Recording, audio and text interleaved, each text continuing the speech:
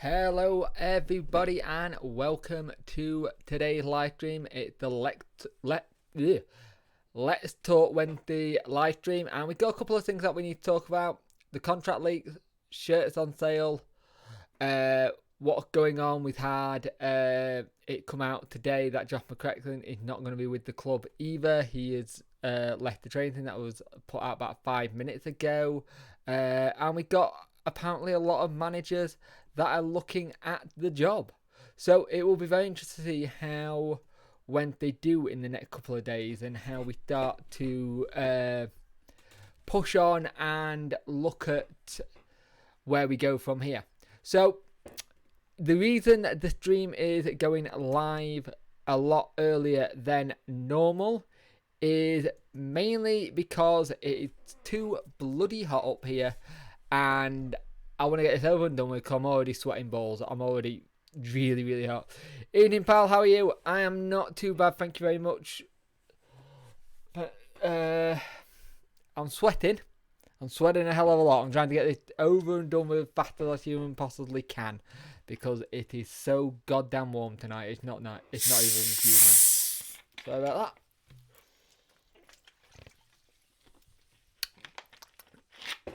that.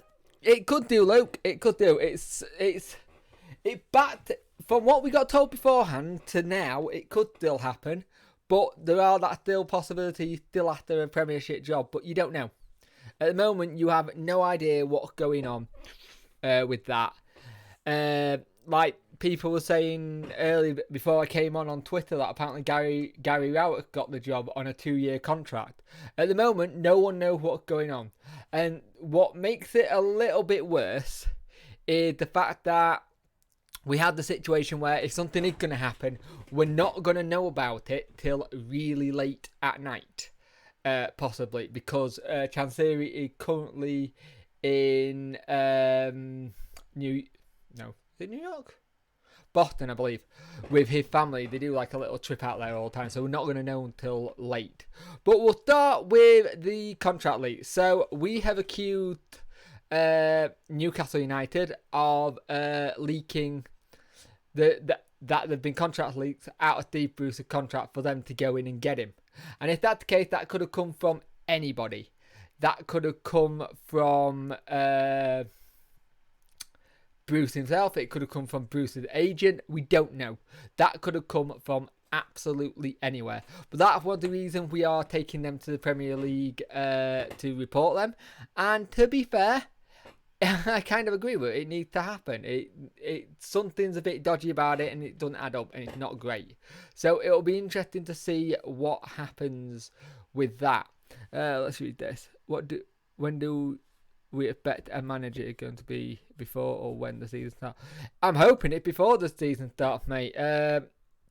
I'm hoping, and I don't know how true this is going to be, I really want it to be Friday. Personally, I want it before the last pre-season game on Friday, and it's done and dusted. The problem you've got is we have no idea what's going on at that end of the club.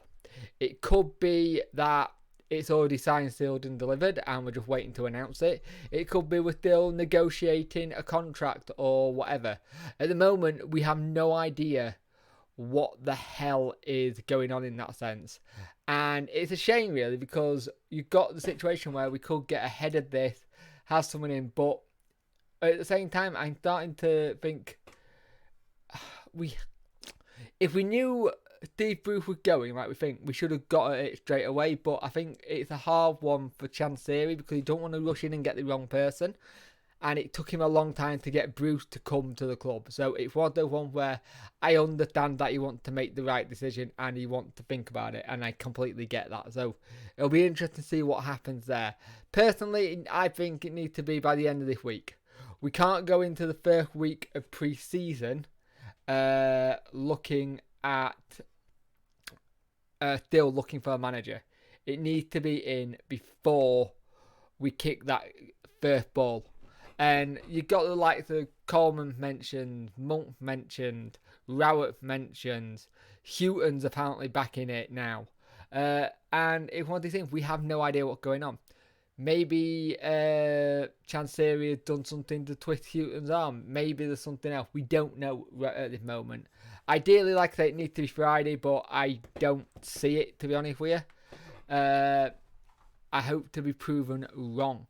Now, the shirts have gone on sale. The prices are a little bit steep for some of us. I will be possibly picking mine up tomorrow. But I got lots of other things going on at the minute where the shirt isn't actually really a priority. But we'll see what happens with that. Basically, it got on sale and it's selling really well. Chansiri's name is going to be going on the front of it. It's going to be going on the front of it. Like last year, it's just the same as last year with the Chansiri. We've seen that from one of Chansiri's lads wearing it while they've been away on Instagram, and it's just gonna have the Chansiri same logo, same font, same colour lot like they had last time. So that's gonna go on then. I have the thing at the moment where I am very much wanting to trying to get one of the shirts without the logo on. I think it looks better without, and I really think it looks solid without. I think it's a better idea. Football shirts not having a sponsor logo on, but I understand why they do due to getting money in and whatnot. And ours is an interesting case with that one because at the end of the day, the way we get money in is it's our own owner pumping money in. It's not like they've got to go have, like, say, a boiler company on like a West Brom, or a lot of them nowadays have a betting company on the shirts. You don't need to do that.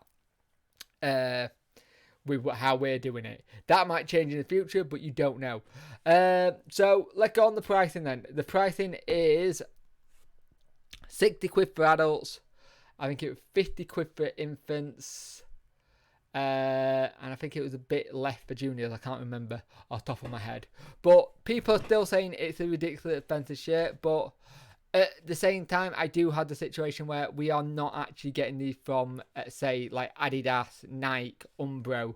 We're actually doing this in-house. So that may be one of the reasons why it costs us a little bit more, because we're actually doing it in-house. We're having to say on what the design is. It's not just a set template.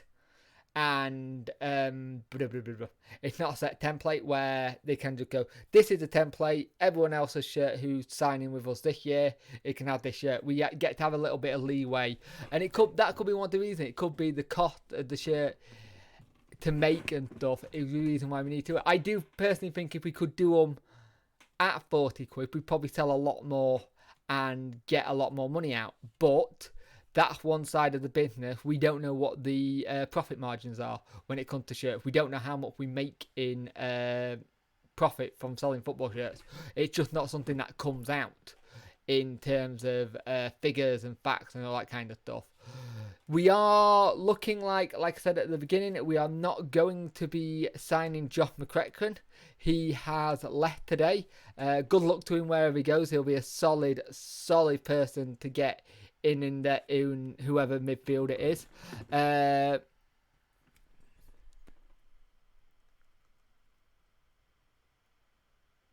I thought we needed one as well, Aaron. I'm a bit gutted, to be fair. So I'm wondering if they're thinking more medical. It could be more that they might have found something niggly with an injury, or it could be that he's had a better thing. It could be very interesting to see why he hasn't stayed. I personally, like I said, we do need another one, and in the games that I've seen him playing, he's looked pretty solid and looked pretty decent.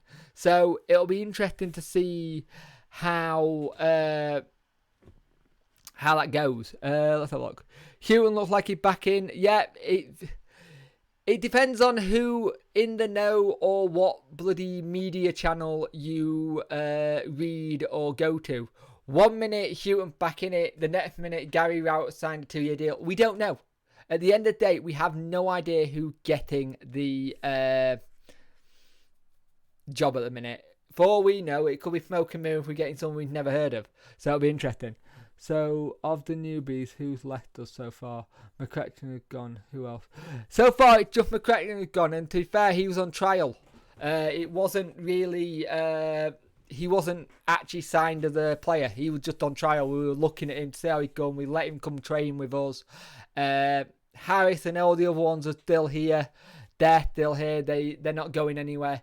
I think it's more, at the minute, it's a weird one because of us being managerless. It's very hard for us to have a say on a player with possibly a manager that might come in and not like him. And I think that could be a bit of uncertainty for Josh McCracken himself. It could have been like he might have gone, look, you've got no manager at the minute. You don't know what's going on. It feels a little bit unstable for me to sign right now. I'd like to have a conversation with the manager kind of thing. It could be, you never know. It could be that when a manager comes back in, if Josh McCrackson's still around, we may actually put in a deal for him. But we don't know. We don't know if he might have asked too higher wages or we not given what wages he wants. It's all up in the air because at the end of the day, he was on trial. We may not even throw a contract at him. For all we know, the contract, we may not even got a contract and it might have been, thank you for training with us, well done, good luck where you go. And to be fair, that's all it needs. That is all it needs. Good luck to him. He's still got a good career ahead of him wherever he goes. He'll do really well where he does. I was a bit gutted because I was actually looking forward to seeing him hopefully play for us. But at the end of the day, it's not fit for whatever reason. So he goes to a new club. And, well, he goes to find a new club, I should say. So that'll be interesting there. So let's talk about the whole manager situation then again. So at the moment, it's been reported that hundreds of applications have gone in. And we had this last time when Josh got...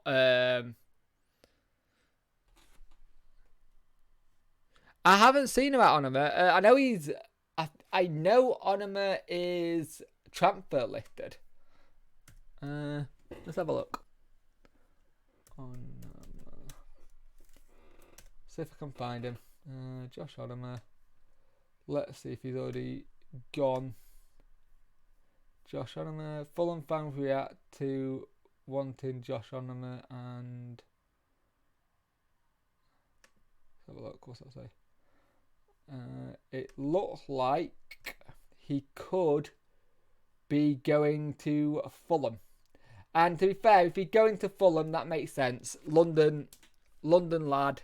Spent most of his career at Tottenham, doesn't want to uproot, so that kind of makes sense. If he's going to Fulham, then fair enough. They'll get him. At the end of the day, we don't have any... It sounds like we're struggling to get players in, and the whole recruitment side of it has just gone to crap since we don't have a manager. See, betting companies have taken odds off Heck to join the new clubs. South, we seem to have missed out on him too. Bruce had done us over. Oh, Bruce had done us over big style. Onama's at Tottenham, mate, not Chelsea.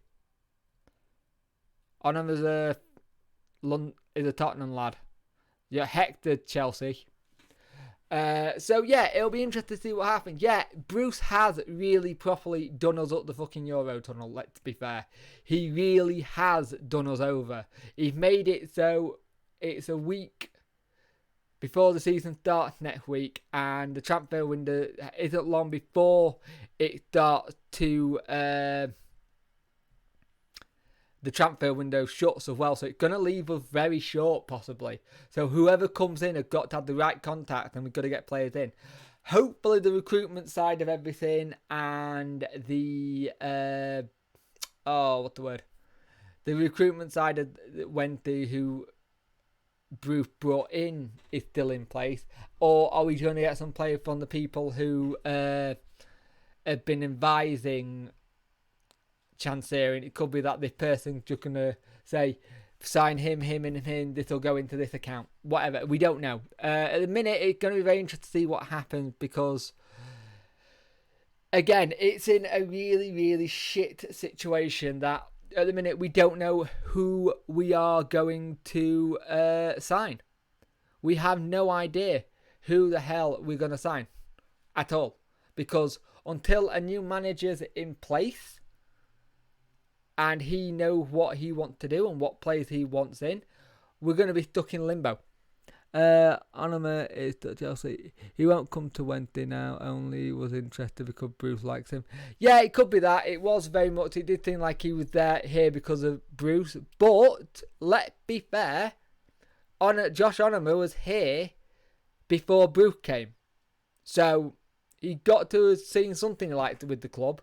Granted, Josh didn't treat him very well at all. He didn't treat most of the players that well. But hey, see what it is. Snake should send us Aaron's for free as a 0.1% apology. I like that. Yeah, the whole situation.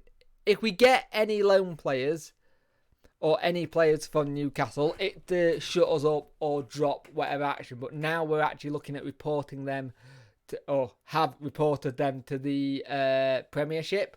It looks like any business with Newcastle is pretty much done for the time being under A, Athlete, and B, Bruce being there.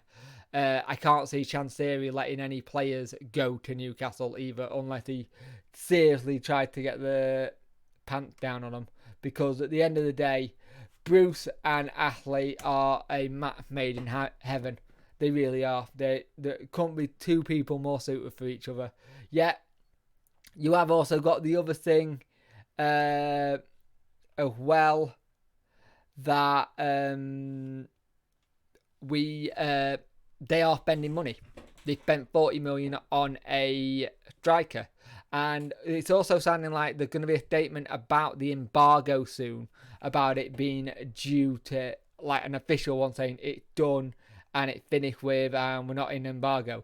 And that's another reason why we might not have signed anyone here. We could still be embargo because, again, no one knows if we're in embargo either. We are a club at the minute that is such limbo about everything. We're in limbo if we're in embargo. We're in limbo because we don't have a manager. We're in limbo with the whole situation with what's going on with Newcastle and ourselves.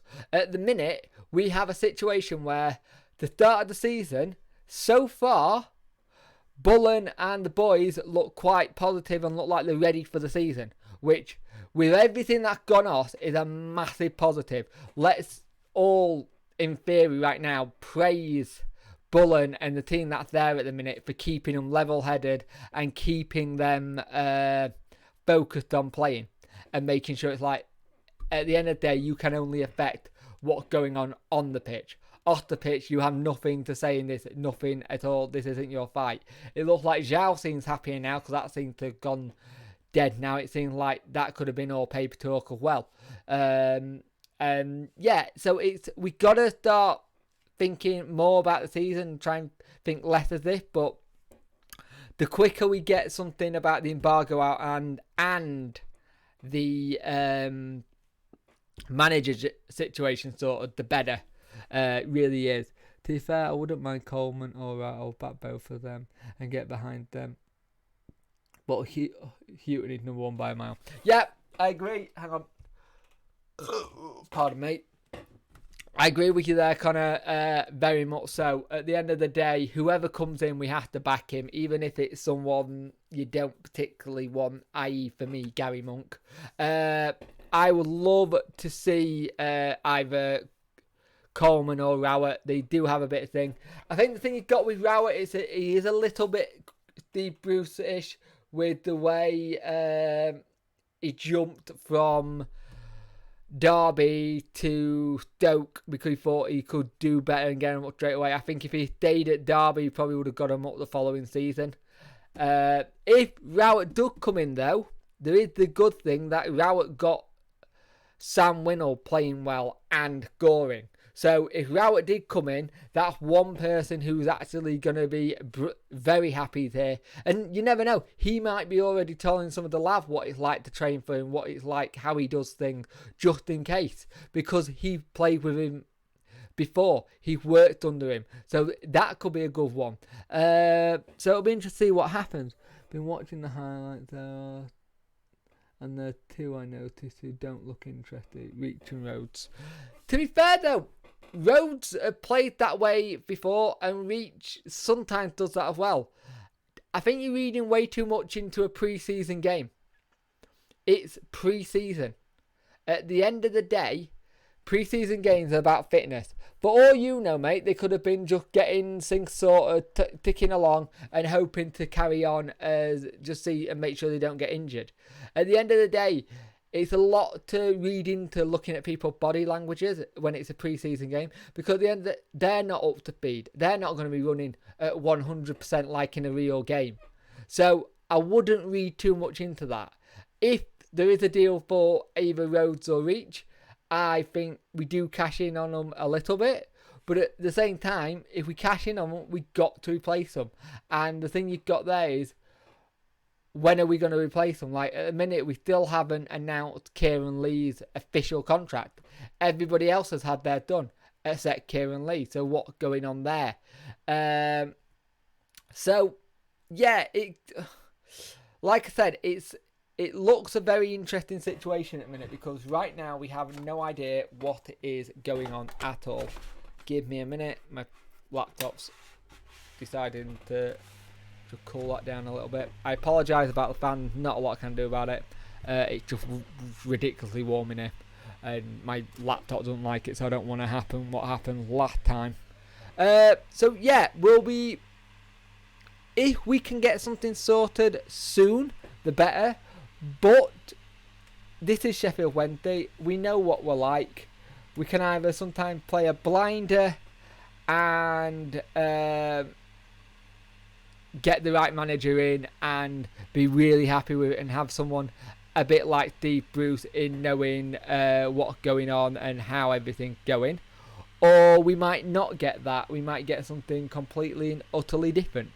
So we don't know at the moment. So like I said, it's a lot for you to read into people's body language, especially in pre-season, because all they're bothered about is keeping fit and not getting injured.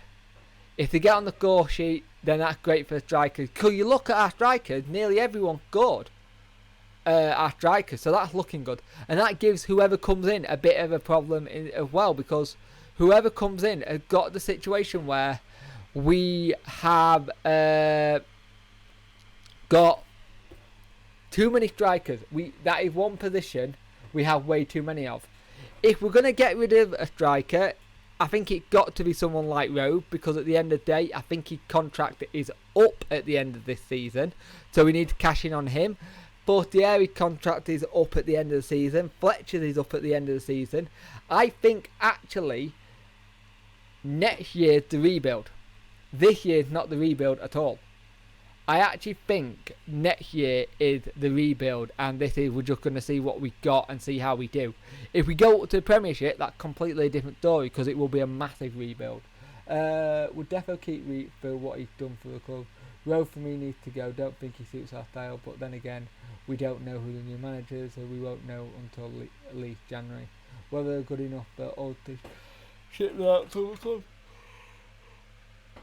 Yeah, you're right, pal, on that one. You got a point, because at the minute, because we don't know who's coming in, we don't know what the style of football is. We might get someone who plays straight into how Rowe play, and it's fantastic, and we get him scoring again. And it was starting to look like that under Bruce, while Bruce was here anyway. While you're watching, guys, like and share the video for me. If we can get some more Wednesday fans in, that'd be fantastic. And we'll just slowly be growing this as we do. I'm going to have a situation soon where I'm going to be in a bit of a pickle, because I am currently in the midst of packing. We are moving soon out of here, and I'm hoping to have everything sorted for the 7th and then move in the week of the 12th. So there will be an Owls Berry Carabao Cup, hopefully, review video. There will be one, but it won't be like this. It may be on my phone and done that way, just because it'll be a lot easier for me to do than try and do it, because I may not have my internet set up then. I'm hoping to have the internet set up by then, but you know what internet companies are like for saying, yeah, we'll set you up on this date, and then they never fucking do. So hopefully we'll get that all sorted, but I'm hoping everything will be sorted that week, and also that means there's going to be a new space I'm recording in, and I've got to get that hooked up to Ethernet, because it's not going to be like here. It's a bigger base, and it means there's a lot of things I'm going to be doing differently. The green screen will be back for one. A lot of things will be different, but at the moment I can't actually envision it, what I'm going to do, because the first thing I'm going to do when I get there is try and get internet down there. So the whole timing of my moving to getting things sorted doesn't help me, because it's going to be bang clap on the start of the season, which was something we were aiming not to have. We were hoping that I could avoid that, but it looked like we're not going to be able to do that. Personally, I think Fletcher and Rose should be the top two partnership this season, based on our link-up play pre-season and Winnell as well as rotation. Harrison Reach are the supply Rose needs. Yeah, I agree with that, Aaron. You're spot on with that. Fletcher and Rose have played really well together so far. And I think it's that whole situation. You play Fletcher and Rhodes, or you rotate it to Zhao and New Hugh, because those two link up very well. They've shown that in the past. And then you've got Winnell, where you could rotate Winnell between Rhodes or Fletcher, and that will work. I think it's more likely be between Rhodes and Winnell, not Fletcher, because I think Fletcher's a very good link man. He's very good at linking the play together. And then it would be nice if we could try and get Forth the area into that number 10 position he likes, because he's not a winger. He doesn't like playing on the wing. But I think he could be really good in the number 10 position. But whoever comes in, it could be interesting to see what happens. The one thing as a club we really need to start doing, and I said this last time, we need to start getting better at selling players on and actually making money for players, because right now we are running the club more of a keeping personnel and running it like a proper little business, like you would do a business in real life. Sorry about that. It's just very hot in here. I'm getting really tired.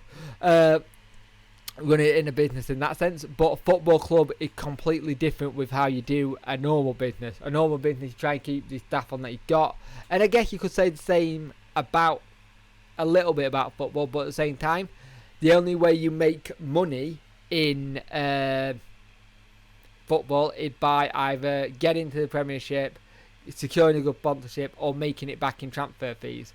And so far, under Chansiri, we've only made the money we got for Hunt in transfers. The rest of it was either released or whatever. Yeah, I still think Fez the number 10 is the position he should be. I like how he does that. We're running it like Arsenal, and I don't like it. No, we're not running it like Arsenal. Arsenal are actually selling players, though. They're actually they're having players sold. I don't think we're running it like Arsenal. If you actually look at how Arsenal are being run, they hate it completely. Your way of saying Arsenal is a weird one, because yeah, but that's not. But at the same time, Arsenal and us are way different spectrum. At the end of the day, Arsenal can afford not to sell players. We can't until we're in the Premiership. Arsenal's situation is that I think they were very much thinking they might have had a lot of players ready to go.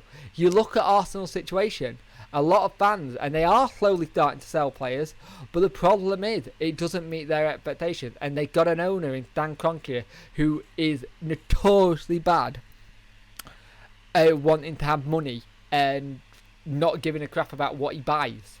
He'll have it as his plaything, and that's it. He's done. So yeah, you gotta go with that one. No one is going to know anything through hours until a new manager is installed. We don't know how style player, who we want to bring in, and basically question mark. Yeah, you completely agree, mate. You really do agree with that because at the end of the day, and footballing wise, and on the pitch, it's actually been really fun to watch. Let's be honest. The actual footballing side of it has been actually really good in pre-season. It's been really positive. Players have looked fitter, they look sharper, they look more switched on at times. It's off the field where this pre-season's been a complete disaster. And it's going to be a situation where it's been one of the most disjointed pre-seasons we've had for a very, very long time. And for once, it's not Wednesday's own doing. It's someone else's doing. We have normally been the one to cause our own problems in pre-season. But for once, it was someone else. Which is kind of nice, but it completely derailed everything we were doing so far. Like I said, our way of making money and our... Even down to like selling kits. Even down to kits not being ready for Owls in the Park. That should be like, right. And it's not like Owls in the Park changes each year. It's always around the same time. So... how hard is it to make sure you've got kits ready to go for there? You make a lot of money that way. You make a hell of a lot of money that way. And this is the problem you've got. Chansiri is a very good businessman, but he doesn't know football business. And that's where he struggles. He will get it eventually. He'll get it right. I 100% know he'll get it right. Or he'll find a model that works for us and then say someone else changed it. But our revenue situation needs to be a lot better. We can't keep letting players run contract down. We need to sell them and make money back off them. Because especially if they're getting on a bit. Because Marco Matthias, we could have probably sold back to Portugal. Gary Hooper, we could have sold in January. You know what I mean? There's certain players we could have actually got sorted. Not selling players for money and letting them contract go down for nothing then. But then again, like I said, Arsenal's situation is really weird. They have an owner that doesn't really care as long as he's getting paid, and he's getting paid. It's not like that for Chansiri. He actually gives a shit. I think Kane Harris is going to be a player of the season candidate. Pre-season, he looked good. I saw him when he was at Stotby Parkdale game, and I know it's Stotby Parkdale, but he has looked really good. He knows when to drop the shoulder. He knows when to have that quick turn of pace. He got an eye for a cross. He got an eye for a goal. He looks very good with how he's been doing. In terms of how we've recruited with the free agents, they've been great. But there have been agents that have come up thanks to Steve Bruce. I hope some of them are because of the recruitment side we put in place. And that's something else that's not been talked about. We know all three Steves are gone. And we know Tony's staying, the sports scientist, which is probably the biggest signing in the whole thing. But is the I think it's 3 or 4 recruiters he brought in from Aston Villa staying? Have they gone to Newcastle? Or are they staying here and running out the contract and then going somewhere else? So we don't know. I agree, mate. If we had kits available, 1,000, we would have made a mint on the day.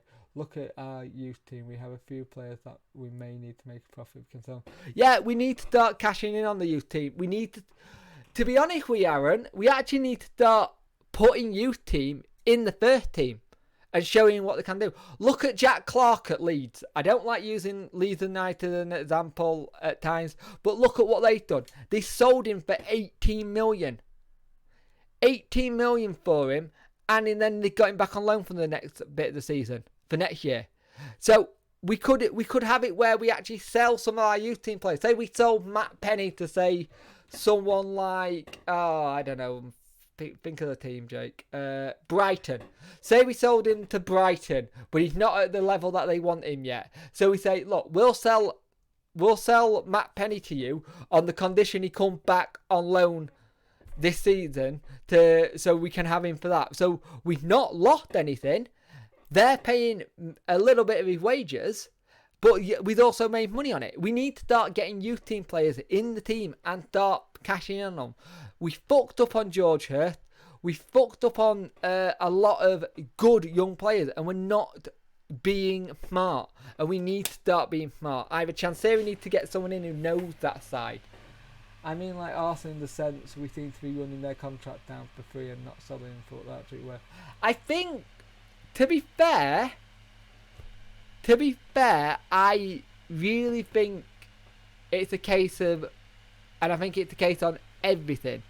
Let's be fair on this one, because anyone who I've seen who's a media person has always said that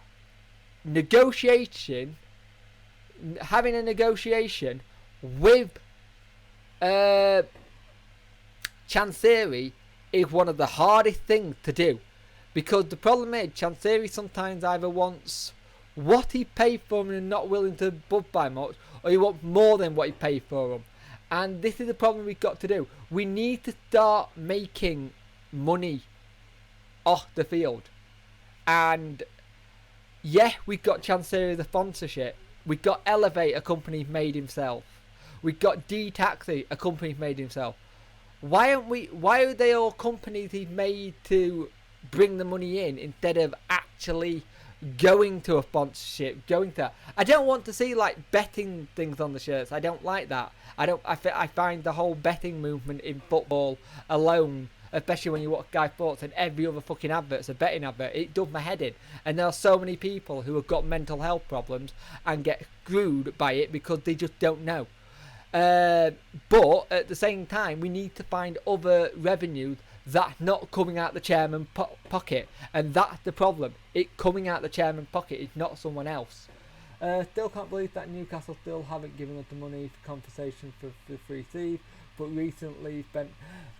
To be fair, mate, I think they've given the money for Steve Bruce, but they haven't given the money for the other two coaches. I think the money for Bruce might be done, but the other thieves haven't been done. But that's Mike Ashley. What do you expect? He doesn't keep promises. I bet if he could, he would have got all three thieves on 0-hour contracts. Yes, they spent 40 million, and yes, they're having to do that. Bear in mind, remember, apparently he had a war chest of 90 million, so he spent 40 million of that. What else is he going to get? I think the thing I feel sorry for Newcastle fans really is they're going to be looking at Andy Carroll. Yes, he's a Newcastle lad, but he's been an injury prone for ages, and I feel that they'll get all these big players in and go, look, we've got this player and we've got this player and we've smashed our transfer record, but it may still not work. So it'll be interesting to see what happens, but I understand what you're saying. They can fork up 40 million, but when it comes to the compensation, which is either 4 to 7 million, whoever you speak to, they can't be bothered to do it. Yeah, I understand what you're saying. It screams of a bit hypocritical at times. Exactly, mate. Penny, Brooker, our prime example for me, we can make money. Exactly, mate. There was that young lad who was in the under-15s who was with us, and we let him go. He's on a scholarship, and he looked superb. He got like nicknamed that country's neck Messi or something, and he looked superb. We need to start bringing people in, and no idea, Chris. We have no idea until the new manager's in. If the new manager's in and it's someone who likes to use youth, we've got a chance. If the new manager's someone who likes to have experience and blend youth in, we've got a chance. If the new manager's a Carlos who doesn't believe in youth team play, we're buggered. If I'm honest, mate, and it's a little bit of a... Oh, what's the word I'm going to say? Deming positive out of Joss being here. He actually used the youth team because he had to. And it was nice because we saw Ash Baker play. Ash Baker, another one, who's a really good footballer and looking good, and he's looking stronger. He's looking superb. You saw some of the ones who were youth team players in the pre-season, and I think a lot of these could make the step up. I think people are saying we need this, this and this. Instead of going, oh, we should go for this player here, he's this amount of money, we should go for this player here, he's this amount of money. How about we actually use our youth team? How about we actually use it and do what it's meant to be there for, which is going from youth team to first team? Because no one seems to use the youth team properly at times. We are very much a classic example of ignore the youth and let them rot and then go off to somewhere else, or we'll play them a little bit. Look at some of the past youth team players we've had. Mark Beavers, Tommy Fair, Liam Palmer, who's still here. These are classic examples, and we used a lot of youth team players when we had Brian Laws, and that because he believed in giving youth a chance. I want a manager that is a good man manager, who's got good contacts in the game, but also want to go and watch the youth team games and go and speak to Neil Thomas and go, right, what's he like? What's he like? What's his head base like? What's he playing like? You know what? We're going to give him a chance on Friday. We've got a Friday game, we're going to put him on the bench. Or we've got a cut game on the 13th. We're going to play some youth team players in it just to see what they're like. No point risking some players' injury, but let's shove some youth team players in and see what happens. We got to start using the youth team because our youth academy is actually very good. It is a very good academy.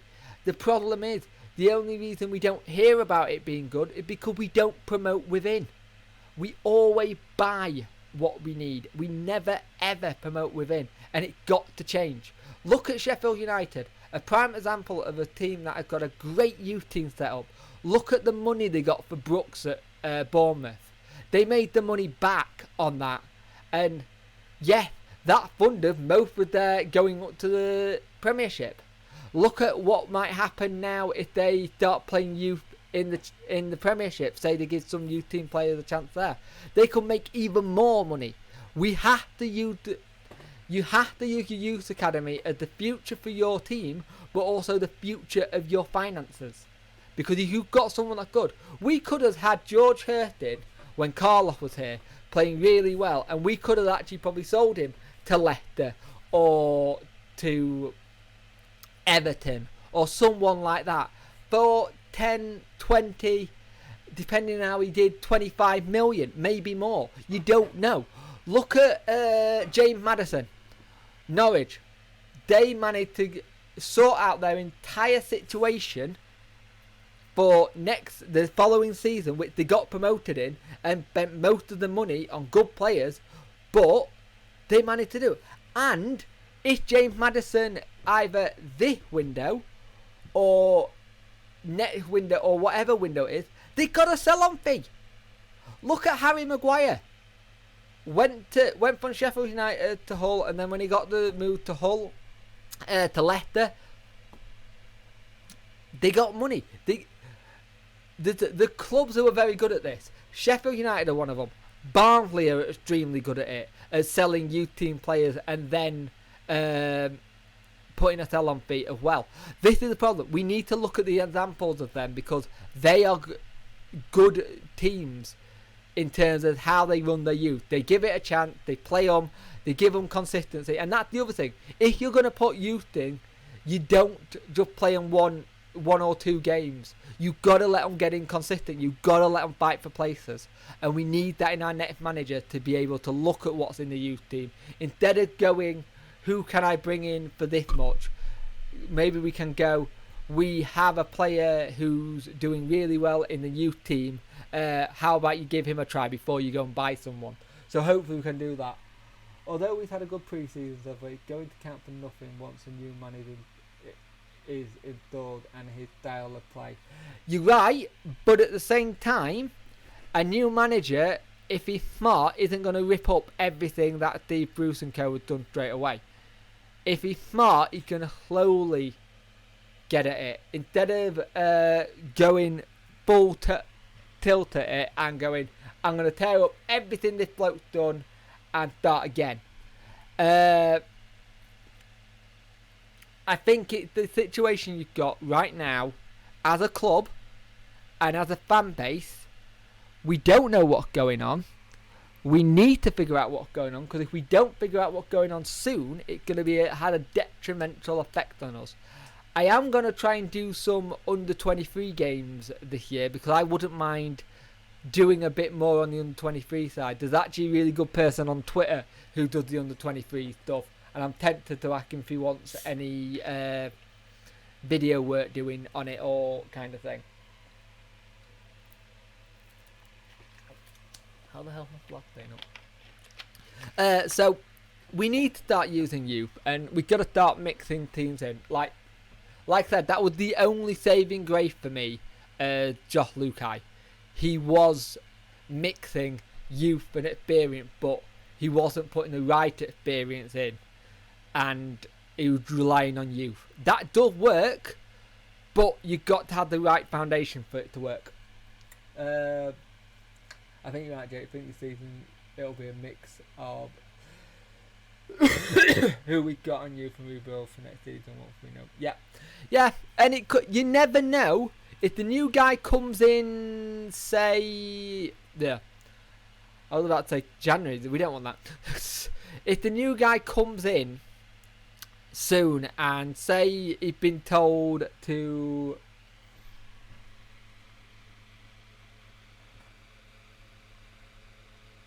Yeah, I'll down a bit longer, mate.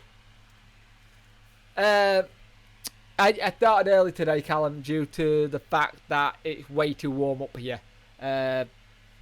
It's way too hot up here to do it at 8 o'clock. But I possibly will go over. I don't know yet, so we'll see. But whoever comes in, it could be the situation where they get told you can have the couple of players here, but if you're in say 6th to 5th position, or pardon me, 8th position, come January, I'll gamble again like I did with Jordan Rose and get the other players that you wanted in, and then push on from there and try and get a thing. It all depends on where we are at January with the new bloke. I think whoever comes in, where we are in January, will set what will happen, because that'll show us how much intent and what we're going to be actually trying to do to try and push to get up. But until then, we don't know. Does Houghton know how to wheel and deal?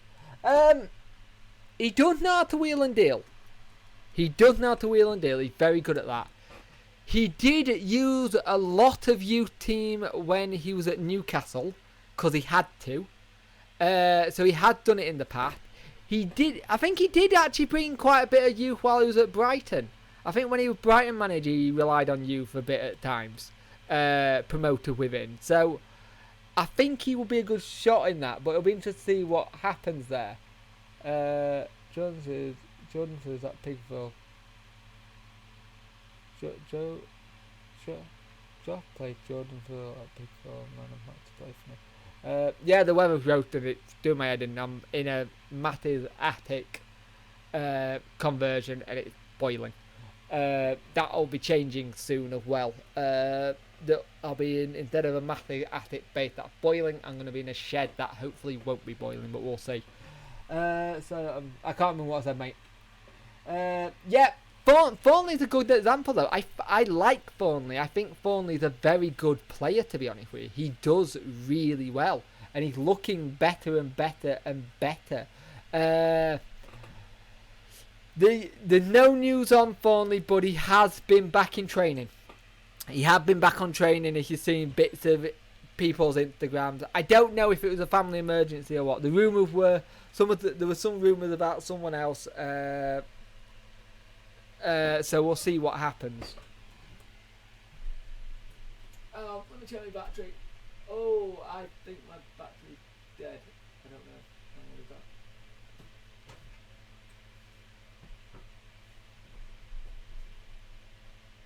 Yeah, my battery's gonna die. So I have been going for an hour.